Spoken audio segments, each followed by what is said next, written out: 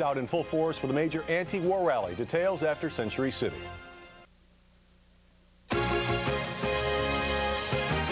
This is CBS 2 News at 11. Thousands take part in an anti-war protest, one that City Hall says was very peaceful. And how the local teams fared on the road to the Final Four. Good evening, I'm Todd McDermott. I'm Mary Calvi. An opportunity for people who oppose military action in Iraq to make their voices heard. New York City police officials estimate tens of thousands of people filled 12 city blocks calling for the removal of American troops from Iraq. CBS 2's Jay Dow has more on the message they wanted to send from Manhattan's Madison Square Park. They arrived well before noon to commemorate the one-year anniversary of the military occupation in Iraq, staking out their positions along Madison Avenue, armed with their own brand of advertising. There's an awful lot of people who don't agree with what has happened in Iraq. We met Andrea DiGiorgio of Rochester, New York, clad in her Code Pink regalia. That's pink for peace, in response to the national security color coding system. We also found baby boomers like Rich Josephs listening to the dozen or so speakers at the end of the 40-plus block march route, thinking, he says, about the nation's armed forces. Thousands of American kids that are going to war for so many reasons that are wrong, that I just thought it was time for me to come out and say something and to support an effort to get them home. That message drowned out any chance that pro-occupation supporters could muster, but Bernie Roseman would not be ignored. Regrettably, we have to keep our troops over there to establish order and to protect our homeland, our interests. There are certainly tens of thousands of people here from various cities and states across the country. They have different causes, they hail from different political parties, but it would seem that they share one common sentiment. And that's a genuine dissatisfaction with President Bush's foreign policy decisions. We feel that this war and this occupation in Iraq has done nothing but create more violence and kill more innocent people unjustly and illegally. In Madison Square Park, Jay Dow, CBS 2 News. The NYPD did not want a repeat of last year's protest where things got out of hand. As CBS 2's John Slattery shows us, a change in procedure helped make this year a far cry from 2003. Keep the Republican National Convention out of our city. We need jobs. Around the sea of protesters was a ring of blue, uniformed and plain clothes, fully equipped, riot helmets, old-fashioned billy clubs, mounted police, just in case things got out of control among those calling for peace. The cops right along this stretch have been terrific. They've been letting people out even though they're not supposed to. Madison Avenue was barricaded. Cross-town vehicle traffic was diverted. It turns out there were only a handful of arrests for disorderly.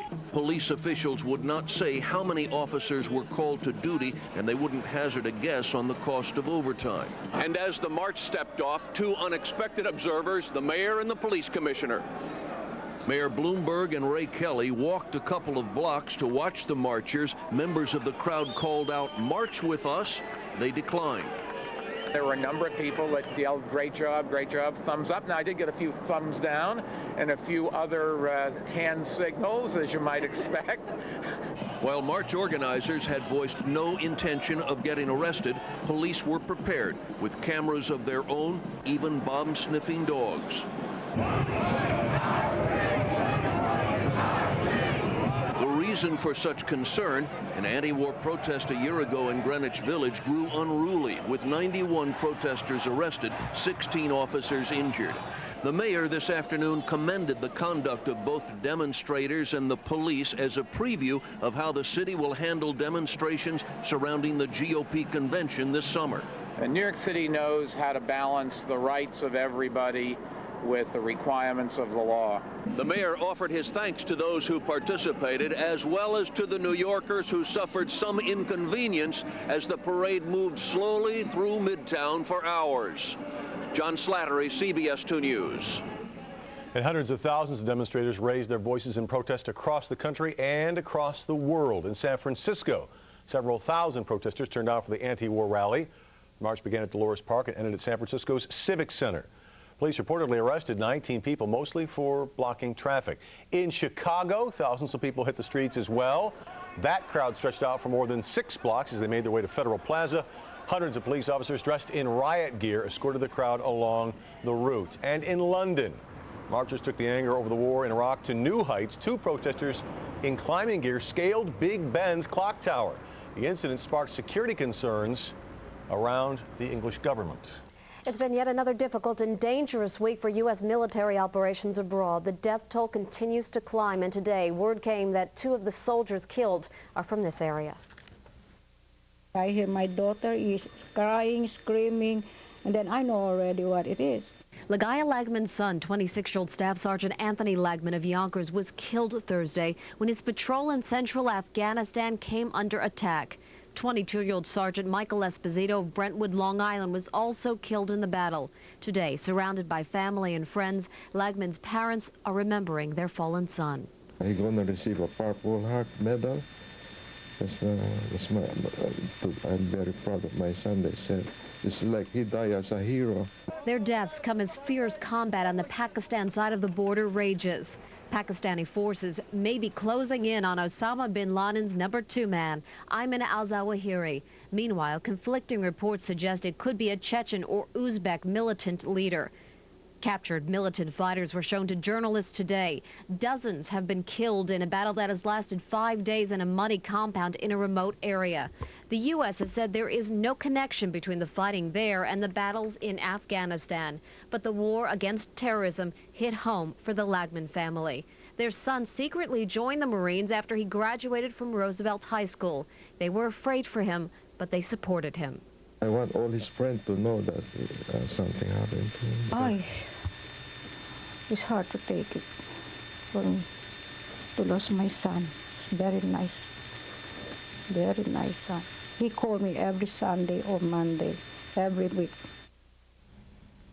114 U.S. troops have died in Afghanistan during Operation Enduring Freedom. Investigators in Spain may have found the source of the explosives used in last week's terror bombings. A newspaper report indicates a Spanish national who was arrested Thursday led 4 Moroccans to an explosives warehouse to steal dynamite used in the attacks. The paper says the unidentified Moroccans are still at large. Meanwhile, photos of the 3 main suspects in the case have been released. Jamal Zalgam and 2 other Moroccan men face murder and terrorism charges. Former White House terrorism advisor Richard Clark says Defense Secretary Donald Rumsfeld wanted to bomb Iraq just hours after the September 11th attacks. In an interview to air tomorrow on 60 Minutes, Clark tells reporter Leslie Stahl the Bush administration's focus was on Iraq from the beginning, even though all signs pointed towards Osama bin Laden as the man behind the attacks. Rumsfeld was saying that we needed to bomb Iraq, and we all said, but no, Al-Qaeda is in Afghanistan. We need to bomb Afghanistan. And Rumsfeld said, there aren't any good targets in Afghanistan, and there are lots of good targets in Iraq. Yeah, but didn't they think that there was a connection? No, I think they wanted to believe that there was a connection, but the CIA was sitting there, the FBI was sitting there, I was sitting there saying, we've looked at this issue for years. For years we've looked for a connection, and there's just no connection. Was Iraq supporting Al-Qaeda? No. There's absolutely no evidence that Iraq was supporting Al-Qaeda. You can see the interview in its entirety tomorrow night on 60 Minutes following basketball, right here on CBS 2. An arrest in a hit-and-run accident in Queens. Police say a 6-year-old boy was struck yesterday as he tried to cross 92nd Street in Elmhurst. He is in critical condition. The 31-year-old driver left the scene, but his white Jeep Wrangler was recovered nearby a short time later. The suspect was arrested early this morning. A warning tonight about phony HIV letters being sent out to New Yorkers. At least 10 people reportedly received fake letters telling them that one of their sexual partners tested positive for the virus, and they too may be infected. The letters claim to be from Mount Sinai's hospital's HIV/AIDS notification service, but the hospital says no such service exists. Officials also say the hospital does not give HIV test results through the mail. The Manhattan DA is investigating. Tonight, March Madness offers more breathtaking finishes to college basketball fans, including the Manhattan Jaspers bid to keep their dream season alive on the road to the Final Four. CBS 2 sports reporter Duke Castiglione is live in Raleigh-Durham with more on that. Duke? Todd, what a game this was down here in Raleigh today. The 12-seed Manhattan taking on ACC power Wake Forest, a 4-seed. And at the highlights we go now. Pick things up first half. Luis Flores, Manhattan superstar, drives to the hoop. Ties it up at 16. Flores with 20 out of the game. End of the first half now. Here's the rookie sensation, Chris Paul for Wake with a 3-ball. He led all scorers with 29. Wake Forest led by 13 at the half. All right, late in the game now. Manhattan down 2. Chris Paul again drives in traffic, gets it to go. Wake up by 4. They win by 4. 84-80 is your final score. Here now, Manhattan coach Bobby Gonzalez. It all comes down to, courage and toughness and effort. And we showed that today in spades. And, I'm disappointed because we're not in the Sweet 16. It's as simple as that. We didn't come down here to be for a moral victory. It's hard for people to understand that, and it's hard for people to understand when you say that you're not being cocky. We came down here to win 2 games, and we believe that we were going to win 2 games. And the reason we're crushed is because we didn't win those 2 games. So Manhattan season all done. Wake Forest moves on to East Rutherford, while they will take on number 1 seed St. Joe's. We'll have much more in this game, plus Seton Hall and Duke coming up later in the Sportscast and Sports Wrap Live. Guys, back to you in the studio. Duke, thank you. On the campaign trail as President Bush kicks off his campaign to stay in the White House. We'll have a live report. And the unusual treatment being used in the fight against lung cancer. And I'm meteorologist Craig Allen. The first spring showers of the season, they're rolling through tonight. Unfortunately, behind this cold front, it's going to turn significantly colder for a couple of days. We'll let you know about how long that's going to last in the full forecast coming up. Did Mayor Bloomberg have ulterior motives for pushing through his social promotion plan? Wait until you hear what the UFT is charging. Sunday edition tomorrow morning at 11.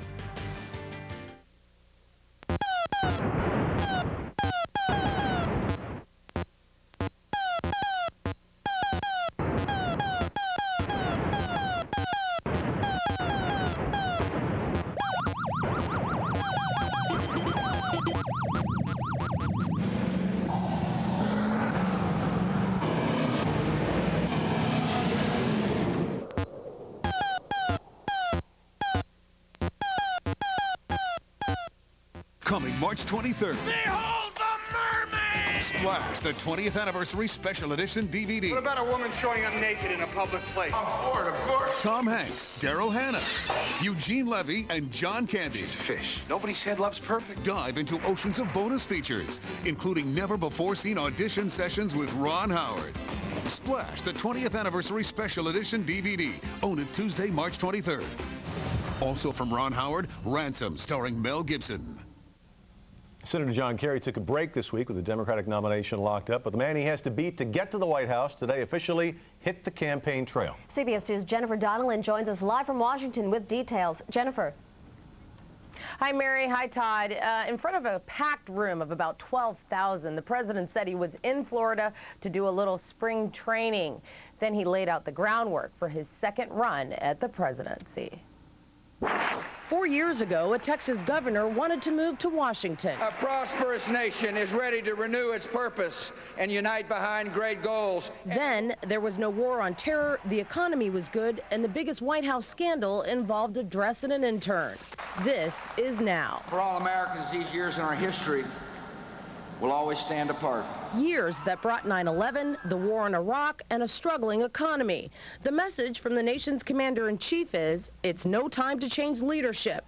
That as Bush kicked off his re-election campaign with a rally in Florida, the very state that decided his last election win in 2000. We confronted the dangers of state-sponsored terror and the spread of weapons of mass destruction. But critics say the Bush administration alienated allies along the way. Germany, France, and now Spain, who recently voted out the ruling party that backed Bush, are against a presence in Iraq. Some of the same anti-war sentiment being echoed this weekend in the States. The president says he's had to make some tough decisions here in Washington. He argues the country is safer as a result. Another hot-button campaign issue will be joblessness in America. Bush opponents say during the past 3 years of his policy, 2.8 million manufacturing jobs have been lost. But Bush points to a new momentum. Job creation is gaining strength. We've added more than 350,000 new jobs over the last 6 months. The 2004 run for the presidency is going to be a tough race. Nationwide, Bush and Democratic rival Senator John Kerry are running neck and neck. Senator Kerry has been in Washington long enough to take both sides on just about every issue. Whose side the voters pick to be on will be decided along the campaign trail. There's 8 months until Election Day, and this president's fight for another 4 is officially underway. John Kerry may be doing a little R&R today, but he did find time to strike back at the president. He said that Bush's term was the worst economic record since the Great Depression.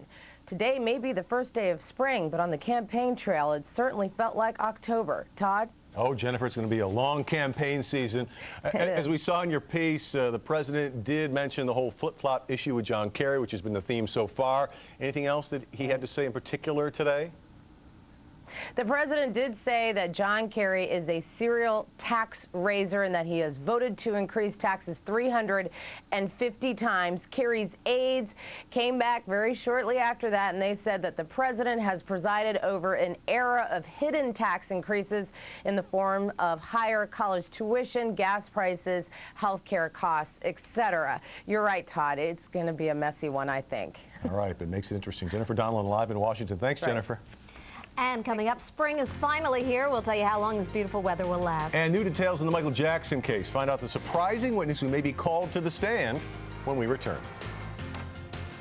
The dirtiest restaurants, the most sickening supermarkets, diners, delis, and salad bars that could put your health at risk. If you see dirty conditions where you eat or buy food, CBS 2 wants to know. Log on to cbsnewyork.com. Click on Eat at Your Own Risk and tell us all about it. Watch for our exclusive Eat at Your Own Risk reports on CBS 2 News at 11. Closed captioning on CBS 2 is brought to you by your local Toyota dealer. Get the feeling Toyota. The fight against illegal drugs has cost the U.S. government $75 billion in the last 5 years alone. Despite a record number of raids and arrests... There's another drug war in America. The fight for affordable prescription drugs. The new Medicare law is a good start, but more must be done. That's why AARP is fighting to legalize the safe importation of drugs from Canada and to allow the government to negotiate lower prices. It's a drug war we can win.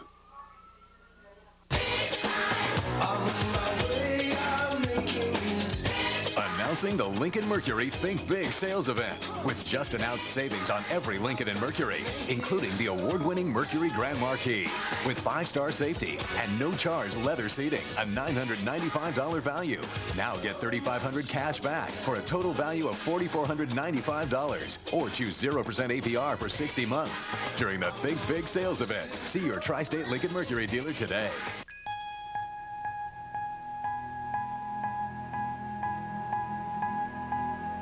In a world where business can't make a move without a network, wouldn't it be great to have a network that can actually move your business? Because the right networking partner can do more than just move data. It can move people, products, and entire industries forward. Can your network do this? It can if it's designed by the world's networking company, AT&T. Guess who's on a brand new adventure and heading to your town? It's Dora the Explorer, live on stage. Now you and your family can explore with Dora and all her friends live. Oh, man! So come join the adventure. It's Dora the Explorer, live. Presented by Crest and Teddy Grahams. Radio City Entertainment presents Dora the Explorer live, returning April 9th through the 18th at Radio City Music Hall. Go to radiocity.com or call Ticketmaster today. Chevy. We sell more than Toyota, Honda, or Nissan and offer more models, like the 7-passenger Chevy Trailblazer EXT. Or choose Trailblazer LS 4-wheel drive for around $319 a month and 0 down payment with Smart Buy financing. Tax, title, license, and dealer fees extra. Residency restrictions apply. Call for details. Turn the key. Start a revolution with Trailblazer LS 4-wheel drive for $319 a month at your local Chevy dealer. In our Health Watch tonight, new research into an unusual ally in the fight against lung cancer. Scientists are studying the effects of taking liquid extract of shark cartilage. Doctors hope the therapy will keep the lung cancer from progressing. Now, researchers believe shark cartilage contains an agent that prevents blood vessel growth, and there's some evidence that it can disrupt the blood supply to the cancerous tumor. The prosecutor in the Michael Jackson child molestation case may ask Jackson's previous accuser to testify before a grand jury. Published reports say several witnesses who testified in the 1993 investigation are expected to testify again. Jackson reached a multi-million-dollar settlement with his accuser and no charges were filed. The district attorney has confirmed a grand jury is being convened. Jackson has pleaded not guilty to the latest charges and is free on $3 million bail. The New Jersey woman they call the Tiger Lady gets hit by another legal setback. An Ocean County judge ordered Joan Byron Marisek to repay the state nearly $145,000 it spent to move her 24 Bengal tigers down to Texas. In 1999, the Jackson woman lost her permit to keep the big cats after a tiger was found roaming the streets. State officials say they'll place a lien on her 15-acre property if she doesn't reimburse the state. So spring is finally here, but you're telling us that winter's coming back? Oh, come on, Craig, don't tell us. It's over. That's it. Spring is over already. One day. We've got a real wintry start to next week, and then it will start warming up towards the end of the week. But you're going to have to hang on there because after today's 40s and tomorrow's 40s, we're heading right on down to the 30s again. Outside this evening, it rained, and that's one of the reasons why a cold front is coming through with colder temperatures. This is at Columbus Circle, down by Time Warner, and we are going to find those umbrellas up once again within the next couple of minutes, actually, in the city. I'll show you another area of showers that's moving right towards us, and that will be here through the evening, the rest of the evening into the early part of the nighttime, and then it will clear out in time for your Sunday. All right now in Central Park, we are at the current 44, humidity 79%, a south wind, about 5 to 10 miles per hour. The barometer is falling at this time. High this afternoon, not bad, but still about 3-4 degrees below normal, 47. The low started off around freezing, and we've had about 2/100 of an inch of rain up through 11 o'clock. However, now we're going to find that total going up because there's another band of showers coming right towards us. Temperatures region-wide,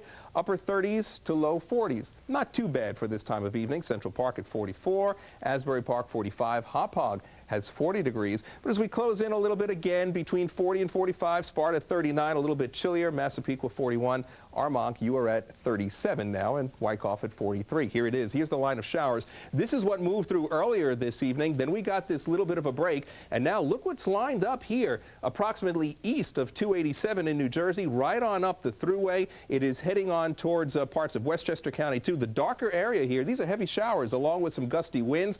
They're pushing into the city right about now and will spread across Connecticut and Long Island during the course of the night, probably all out of here by the time you get up tomorrow morning. So we start off windy with clearing skies for your Sunday. The next weather front pushes through Sunday evening. That one should be dry, but that's the one that's bringing in cold air for Sunday night, Monday, and probably part of Tuesday as well. So the forecast right now for the city is calling for more showers the first half of the night, and then towards morning, clearing 30 to 35 as we drop down by morning. So that's where we start with that clearing sky. Tomorrow afternoon, it's not so bad, 40 to 45, even looking for a high near 50. The wind is still brisk, though, and then as we head towards the evening, that's when the temperature starts to take its nosedive around here. 5-day forecast. There's your 37 for a high on Monday. That's the best we will be able to muster up. 42 on Tuesday. That's a little bit better. Wednesday and Thursday, we're into the mid and upper 50s. And the Super 2 extended trend is just a trend, but it's 50s all the way out with a chance of showers or thunderstorms. Next weekend, we'll worry about that when we see you next weekend. But in the meantime, to close out this weekend, a mix of sun and clouds. It's windy tomorrow, 45 to 50, but you'll have to bundle up for your Monday morning commute back to work, and the little ones, too, for school. We'll take advantage of tomorrow. Not bad. Craig, thank you. When we return, it's hard to leave the hardwood. Another live report on March Madness. And the Knicks find themselves on a winning run as they close in on the playoffs. Will it continue against the Bulls? Next in sports.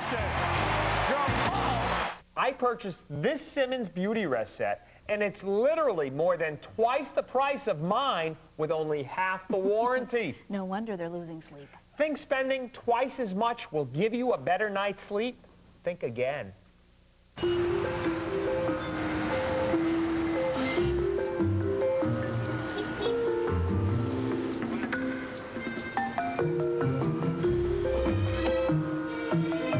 Escape perception.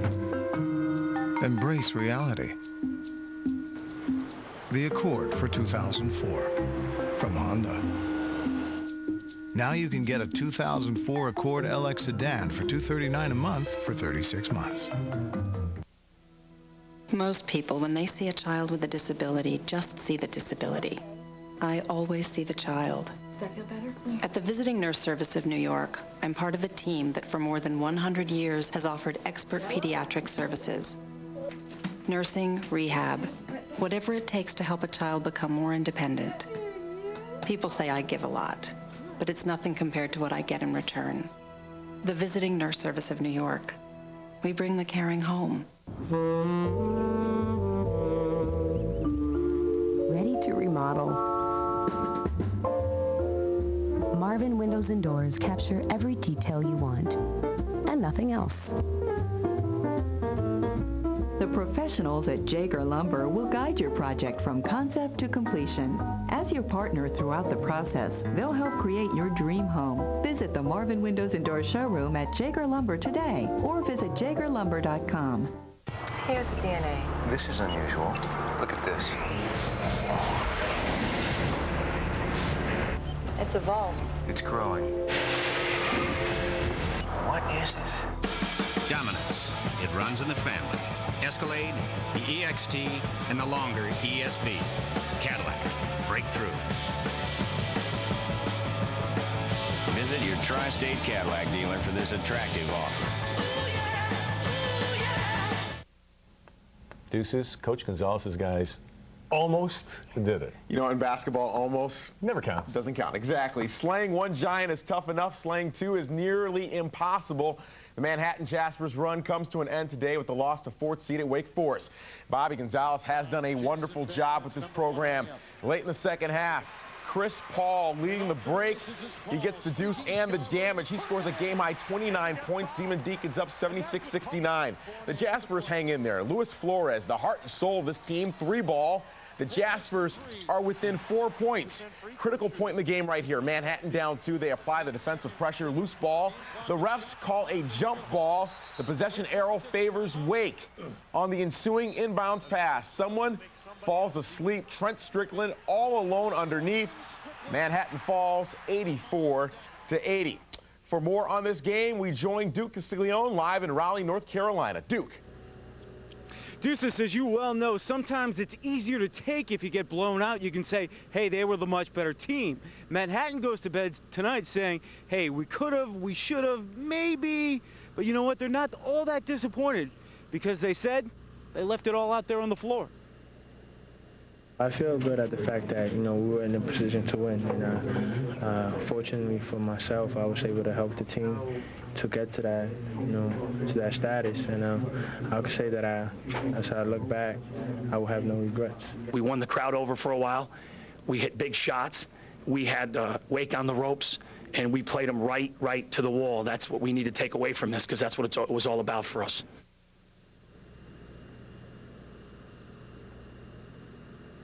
Tell you what, Bobby Gonzalez is right. They did win the crowd over at times. And remember, Wake Forest only 100 miles away from here, so this was a home game. But what a game it was. Manhattan coming up just 4 points short. Deuces, back to you. All right, thanks a lot, Duke. The Knicks are suddenly hot. 3 straight victories entering the day. They visit the Bulls tonight as they try to improve their playoff position. Late in the fourth quarter, Knicks down by 4 points. Kurt Thomas. He'll get the ball and put up the jumper. Kurt can hit that shot. 17 points for him. The Knicks pull within 2. It's 83-81. But down the stretch, Jamal Crawford, he is a Knick killer. In the far corner for a fadeaway jumper. Crawford pours in 25 points. The Knicks lose 87-81. To the ice, 8 is the Rangers' magic number. And this has nothing to do with the playoffs. 8 more games until the season is over. Although it's been over for a few months now. Rangers and Flyers, first period, Patrick Sharp.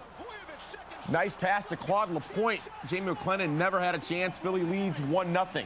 Still in that first period, LaPointe again. This time he gets the pass from Tony Amonte. The Rangers are blanked 3-0. Devils in Montreal, second period. Jim Down takes the pass. Fancy stick work before he flips it past Martin Brodeur.